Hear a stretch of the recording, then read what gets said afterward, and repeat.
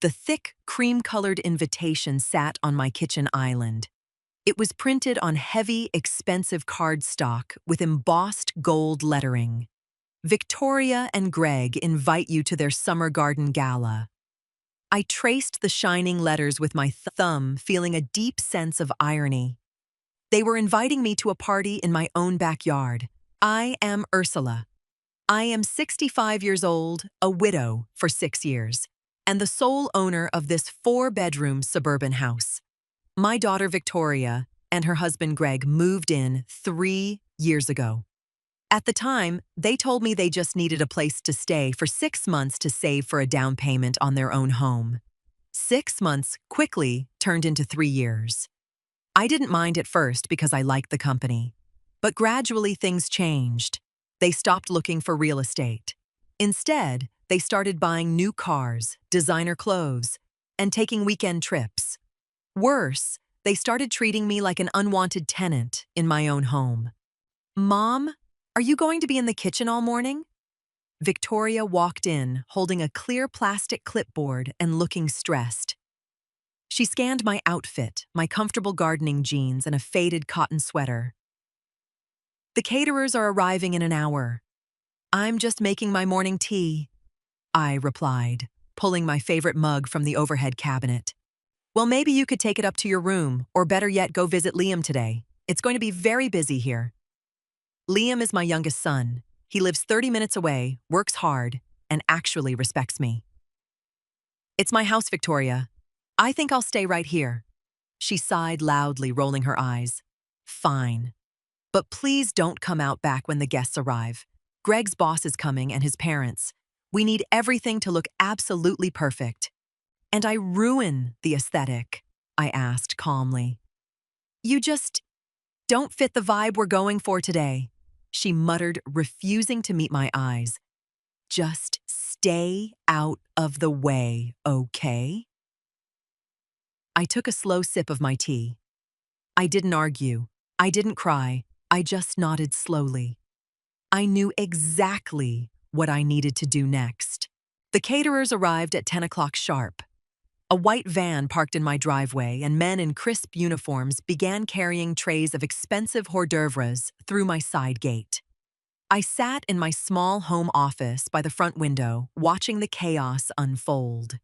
Victoria was barking orders at the staff, pointing at the oak trees I had planted 20 years ago with my late husband. I opened my laptop and logged into my banking portal. Victoria and Greg had a joint credit card that was linked to my main account. Originally, it was meant for household emergencies groceries, if I was sick, or a quick repair bill. Over the last year, it had become their personal fund for luxury items. I clicked on the recent transactions. There was a charge from yesterday for $1,200 to a high-end party rental company. They were using my money to fund this charade. I didn't call Victoria to yell at her. I simply clicked the button that read, "Report card lost, stolen," and requested that no replacement be sent to them. Then I removed their names from the authorized user list entirely. Next, I checked the household bills. The electricity, the water, the property taxes, the home insurance, all paid in full by me every single month. Victoria and Greg contributed absolutely nothing. They didn't even buy the toilet paper. Through the window, I saw Greg carrying a case of champagne. He was laughing with one of the catering managers, pointing at the large back patio. "Yeah, we plan to expand the deck next summer," I heard him say through the open glass. "It's a great property." He was making plans for my house. My property. I closed my laptop and stood up. I walked over to my closet and pulled out a comfortable sundress. It wasn't designer and it didn't cost hundreds of dollars, but it was clean, neat, and mine. I brushed my hair, put on my sensible walking sandals, and decided that I was not going to hide in my bedroom like a scolded child. It was time to attend the garden party. By 2 o'clock, my backyard was transformed. White linen tables dotted the lawn. A string quartet played softly near the rose garden I tended every Sunday. About 40 guests milled around holding crystal flutes of champagne and laughing. The women wore expensive silk dresses and wide-brimmed hats, while the men sported tailored linen suits. It looked like a scene from a magazine entirely funded by my savings and my late husband's life insurance. I walked out of the sliding glass doors and onto the patio. A few guests turned to look at me. Their eyes quickly scanned my simple dress and plain sandals before dismissing me completely. I walked over to the buffet table and picked up a small plate. "Ursula, darling," a loud voice called out. It was Greg's mother, Susan. She was draped in heavy jewelry and carrying a designer handbag. "I didn't know you were here. Victoria told us you were out visiting family." "I live here, Susan," I replied, keeping my voice even. "Oh, right," she chuckled, waving a manicured hand. "Victoria and Greg are just so gracious to let you stay with them in your golden years. It's such a lovely home they've bought. They've done wonders with the garden. Let me stay with them." I repeated, my tone dropping a fraction. Before Susan could answer, Victoria appeared out of nowhere. Her eyes were wide with panic and her jaw was clenched tight. She grabbed my arm, her manicured nails digging slightly into my skin. "Mom, what are you doing out here?" she hissed under her breath. "I'm enjoying the weather," I said, pulling my arm away firmly. "And a plate of the food I apparently paid for."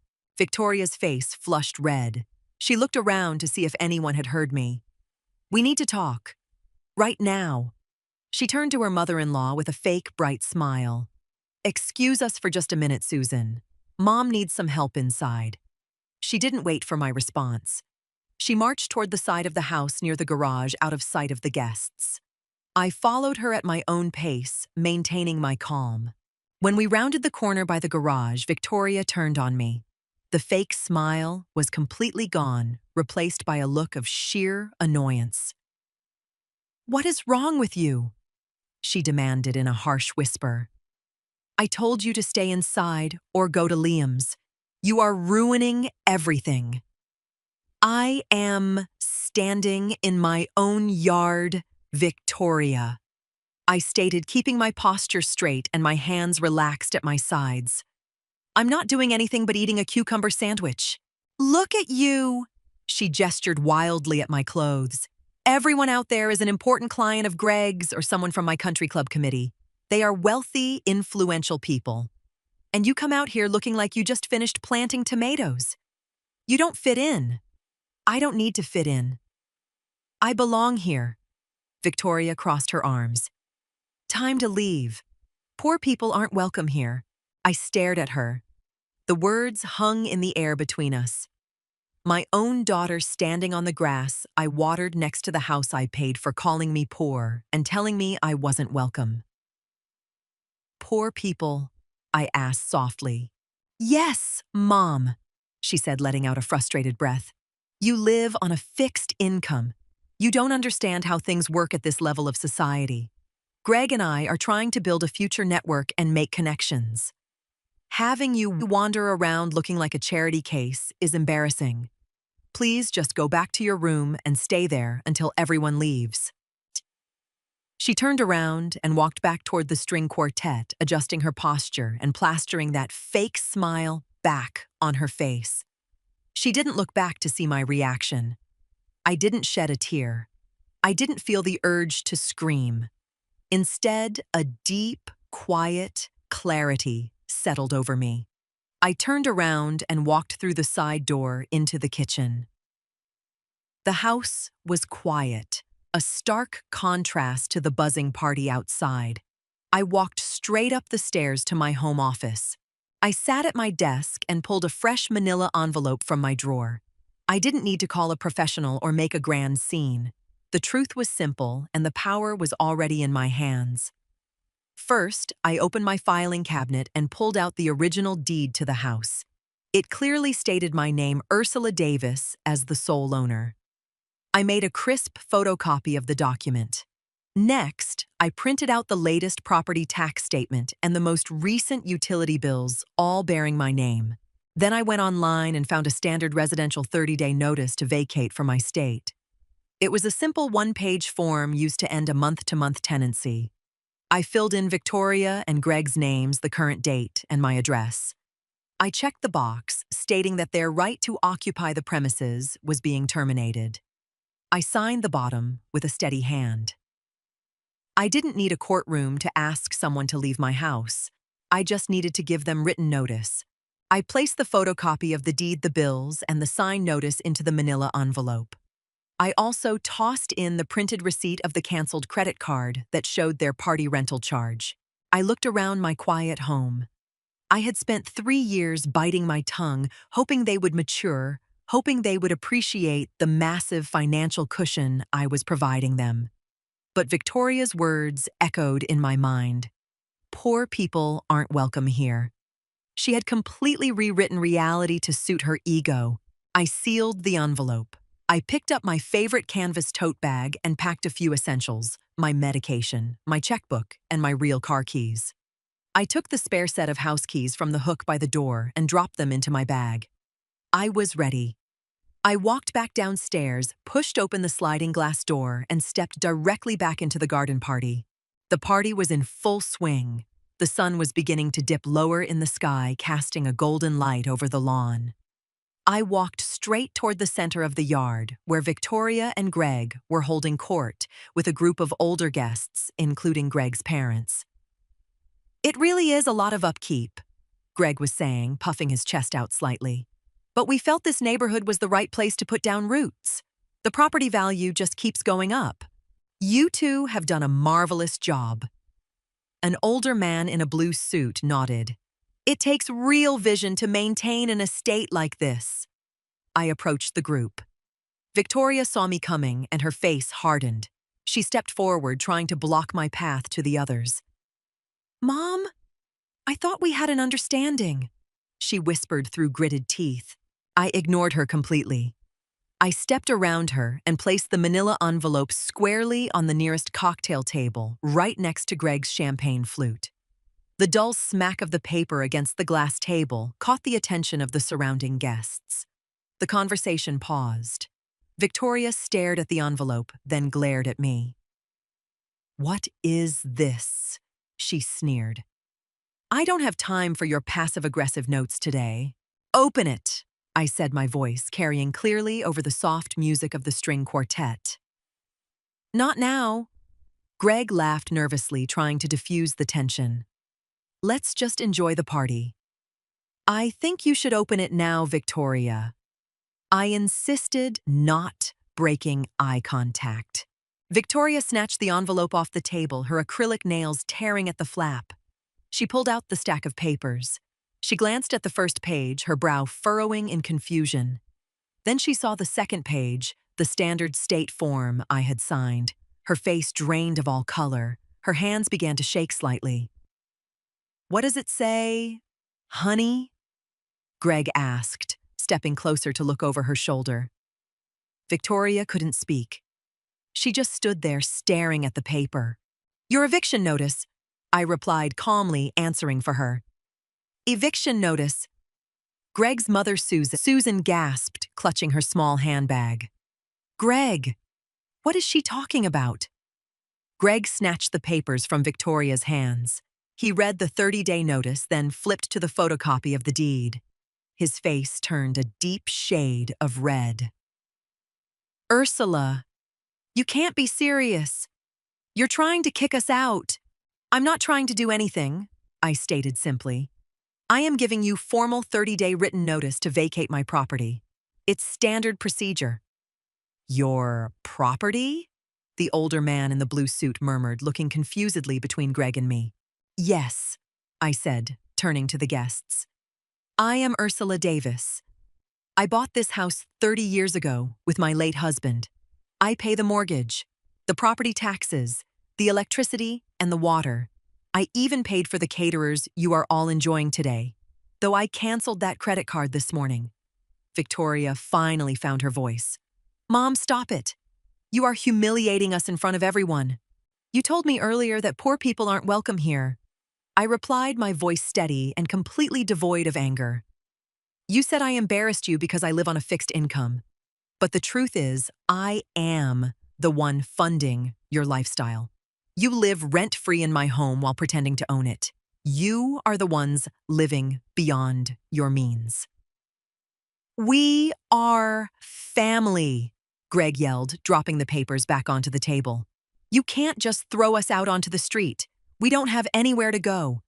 You both have well-paying jobs, I pointed out. You've had 3 years of zero living expenses to save money. If you don't have anywhere to go, it's because you spent my generosity on luxury cars and country club memberships. That is no longer my problem. I reached across the table and picked up my envelope, sliding the papers back inside. You have exactly 30 days to pack your things and find a new place. The clock starts today. The atmosphere on the patio shifted instantly. The string quartet, sensing the overwhelming awkwardness, slowly stopped playing. Guests set their half-empty glasses down on tables and began whispering to each other. A few people were already making quiet exits toward the front gate. "You're making a huge mistake," Victoria cried, genuine tears finally welling in her eyes. "Where are we supposed to go in 30 days? We have a life here. You built a life on my foundation without asking," I said. I turned to Greg's parents. Susan looked horrified, staring at her son. "Greg, is this true?" Susan demanded. "Have you been lying to us this whole time? You told us you bought this house." Greg looked at the ground, unable to meet his mother's gaze. "We were going to buy it from Ursula, eventually," he mumbled. "No, you weren't," I corrected him. I looked at Susan. "Susan, I believe you have a spare key to my house. Greg gave it to you for emergencies." Susan nodded nervously, opening her purse. "I need that back right now, please," I said. Susan fumbled in her bag, pulled out the brass key, and handed it to me without a word. I slipped it into my pocket. "Mom, please," Victoria begged, stepping toward me. "Let's go inside and talk about this. We can pay rent. We can give you money." "You don't have the money to pay fair market rent for this house, Victoria. And even if you did, I don't want it. I want peace in my own home. I am tired of being treated like an embarrassment." I looked around at the rapidly emptying yard. "Your party is over, both of them." I turned my back on them and walked toward the house. I didn't wait to hear their excuses. I had delivered my message, and the reality of the situation was entirely in their hands now. I walked through the house, systematically taking back control. I went to the utility room in the hallway and unplugged the main Wi-Fi router, wrapping the cord up and placing the whole unit in my tote bag. They could use their cell phone data for the next 30 days. Next, I went to the kitchen and took the spare garage door opener from the junk drawer. I walked to the smart thermostat on the wall, set the temperature to a reasonable 72 degrees, and locked it with a new master passcode. When I reached the front door, Greg was rushing inside, Victoria trailing behind him, sobbing. "Ursula, the Wi-Fi just went down. I need it for work tomorrow," Greg said, panic edging into his voice. "Then you should contact an internet service provider for your next apartment," I said, putting on my light jacket. "Or work from a coffee shop." "Where are you going?" Victoria asked, wiping her mascara. "You can't just drop this on us and leave." "I am going to stay with your brother Liam for the next 30 days, I explained simply. "I don't want to live in a construction zone while you pack up all your things. I will return on the 31st of the month." "You're leaving us here?" Greg asked. "Yes, but understand this." I looked him directly in the eyes. "The utilities are still in my name, but the cable and internet are gone. If anything in this house is damaged when I return, I will sell your expensive cars to pay for the repairs. Do not test me." I opened the front door and walked out to my sensible paid-off sedan. I got in, started the engine, and backed out of the driveway. In the rearview mirror, I saw Victoria standing on the porch watching me leave. She wasn't the lady of the manor anymore. She was just a tenant who had worn out her welcome. I drove toward Liam's house, feeling lighter than I had in 3 years. 30 days passed quickly. Staying with Liam was wonderful. He respected my space, asked about my day, and never once made me feel like an inconvenience. We drank tea in the mornings and watched old movies at night. He supported my decision, completely agreeing that Victoria needed a harsh dose of reality. On the 31st day, I drove back to my house. The driveway was empty. The expensive SUVs were gone. I walked up to the front door, pulled the old key from my purse, and unlocked it. The house was completely silent. I walked through the rooms, inspecting the space. They had taken all their furniture and designer clothes, leaving only the items that belonged to me. The kitchen was relatively clean, and the walls were intact. They had actually packed up and left, without forcing me to take any further steps. I immediately called a local locksmith. Within the hour, he had arrived and changed the deadbolts on the front door, the back patio, and the side garage entrance. I paid him in cash and dropped the shiny new keys into my pocket. I walked out to the backyard. The lawn was quiet. The spot where the catering tent had stood was just empty grass now. The garden was peaceful, the roses blooming brightly in the afternoon sun. There were no snooty guests, no fake laughter, and no one telling me I didn't belong on my own property. I went inside, made a fresh cup of tea, and sat in my favorite armchair by the window. I opened my bank app and checked my accounts. Without the drain of their luxury expenses, my finances looked incredibly healthy. My phone buzzed on their table. It was a text from Victoria. We moved into a small apartment downtown. It's terrible. I hope you're happy. I read the message, set the phone down face down on the coffee table, and took a sip of my tea. I didn't reply. I just smiled, enjoying the beautiful, absolute silence of my own home. I was finally exactly where I belonged.